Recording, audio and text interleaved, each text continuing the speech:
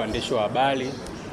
Yes, na kama nilivyotambulishwa kwa jina, naitwa Emmanuel Majeshi, nafanya kazi na mtandao wa watetezi wa haki za binadamu Tanzania. Nikiratibu dawati la watetezi wa haki za watu wenye ulemavu. Kama mtandao wa watetezi wa haki za binadamu Tanzania, tunaamini katika amani, na mara zote tumekuwa tukifanya kazi kwa ukaribu na makundi yote katika jamii.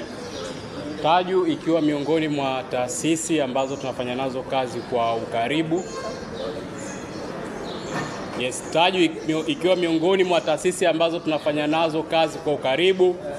Imekuwa ni fursa adhimu kwetu kushiriki pamoja na Taju na watu wenye ulemavu wengine kwa ajili ya kuliombea taifa amani, lakini pia kutoa wito wa amani tunapoelekea katika uchaguzi mkuu wa mwaka huu.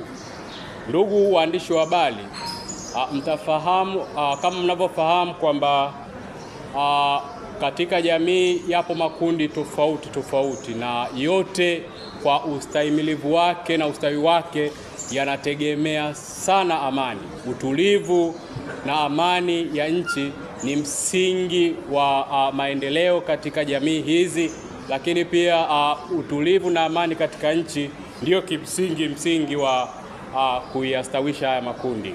Sasa mtakubaliana na mimi kwamba amani na usalama unapoteteleka, jamii kwa ujumla inaathirika, lakini kundi la watu wenye ulemavu ni kundi ambalo linapata athari ya moja kwa moja kwa sababu ya hali ya ulemavu wao.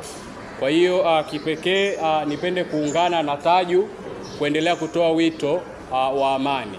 Tuna kila sababu na haja kuhakikisha kwamba tunalinda amani na utulivu wa taifa letu tunapoelekea katika uchaguzi mkuu wa mwaka huu.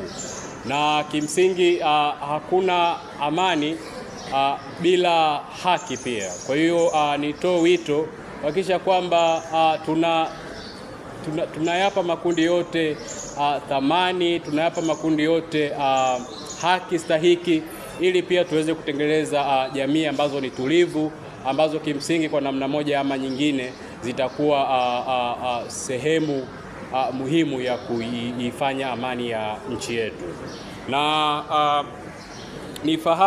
nafahamu kwamba zipo jitihada kadhaa ambazo zimekuwa zikifanywa na viongozi wa dini, viongozi mbalimbali kuendelea kukumbushana juu ya umuhimu wa haki na amani katika taifa letu. Na sisi pia tunaamini kwamba kama mtandao wa watetezi wa haki za binadamu Tanzania, kama kila mamlaka play part yake vizuri kuhakikisha kwamba tunaendelea kubaki na utulivu na amani, basi it's obvious kwamba tutapita salama katika kipindi hiki tunachokiendea cha uchaguzi, na nchi itabaki salama, na kila kundi katika jamii litaendelea na shughuli zake za kawaida za uzalishaji, na tutaendelea kutengeneza jamii ambayo ni endelevu. Kwa hiyo niendelee kutoa wito kwa msisitizo kwamba tujiepushe na mazingira yote ambayo kwa namna moja ama nyingine yanaweza yakaathiri utulivu na amani yetu katika kipindi hiki cha uchaguzi. Na nikiwa namalizia, nitoe wito kwa ndugu zangu wenye ulemavu, tujitokeze kwenda kuchagua viongozi ambao tunaamini watatuletea maendeleo.